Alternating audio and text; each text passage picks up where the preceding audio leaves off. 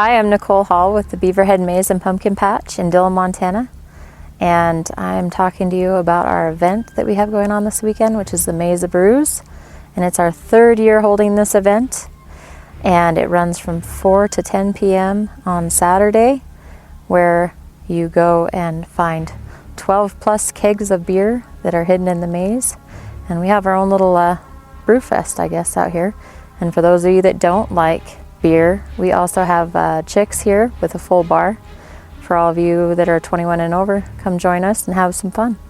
So in addition to our special event next weekend, you will be able to come out with your family for our regular hours and our regular events in Maze that'll be going on during the day. And our event will start at 4 p.m. and run till 10.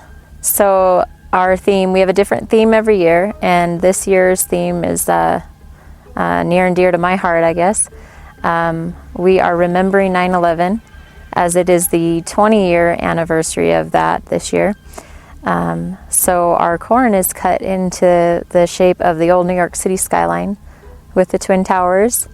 And where we're standing in here is the center of the Bale Maze, which is our representation of the 9/11 memorial in New York City, with the foundations of the Twin Towers, our tree bales, I guess, as you'd call them.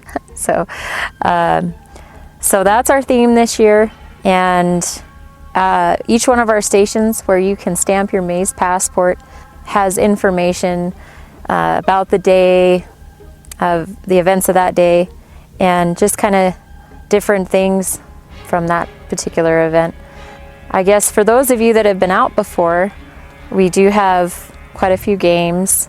New this year, we added the obstacle course and the grain cart basketball, which are pretty fun, I guess, from what I've seen so far. And then some other things that we have little picture taking boards, and our tractor made out of bales, and we have a little corn maze for the little ones. We have our little bowling alleys, cornhole, duck races, and bouncy house.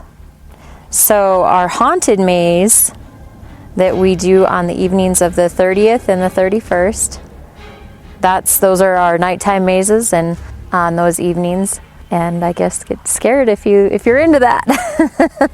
When I had my daughter and was in college in Bozeman, in the fall we would go to the pumpkin patch there every year religiously. We'd go there, and I guess I fell in love with it, and it was something that I always said if I had a chance to do, I'd always want to do. My background, I got my degree in construction engineering, and worked my field for quite a few years, building roads and different construction projects like that. So I guess designing and building things is something I really enjoy, and so any more so, this is my time of year to be able to design and build something, and for people to hopefully come out and enjoy. And so when I moved back home 4 years ago, this was my silver lining, to be able to do this and be able to bring something to the community that, when I was growing up here, we didn't have anything like this, and it was something I always wanted to do.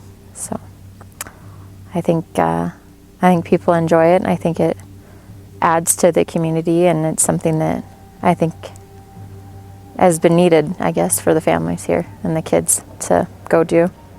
I start thinking about designs and ideas for the next coming year pretty much as soon as we're tearing this year down.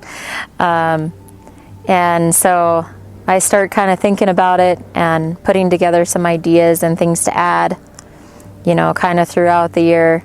And we do custom haying in the summer, so I try to pretty much get on it as soon as we're done with our second cutting for the year. Depending on how much help we have, it can take anywhere from 2 weeks to a month to put it all together and to get everything set up. This year was particularly tough with not having much for help. It's a big undertaking and it takes some time, but I'd say well worth it. The first year we set out the corn maze on 10 by 10 grid and then overlaid a design on top of that, and then went through with a measuring wheel and cut out the maze that way. And after that, I vowed never to do that again, and invested in some FarmWorks GPS equipment, which allows us to do more intricate designs. So we have that all set up, overlay design over the top of it, and we have rigged up a self-propelled walk-behind mower, and you go out and follow a GPS screen and cut out your pathways, your design in the corn maze. It's probably easier to do early on if the ability to do it early on was there, but irregardless, I guess it gets done one way or another. Try and add on something new and change it up, you know, as much as money and time allows every year. But yeah, I want to grow. I'd like to make it bigger and better and add more things on every year for as much field as my dad will allow me to take up and lease, I guess.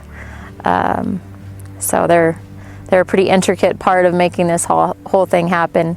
It seems about every year people approach me or message me with different things they've seen, and you know, saying that's something you should add, or just finding things as far as games that people would enjoy and be worthwhile adding. I'd like to grow, and you know, if it allows, I'd like more permanent fixtures and make maybe more of a venue out of it, because that's, I think, something else that would be beneficial to add. We have a few birthday parties that come out here every year, or youth groups, and I'd like to be able to cater to that a little bit more as well.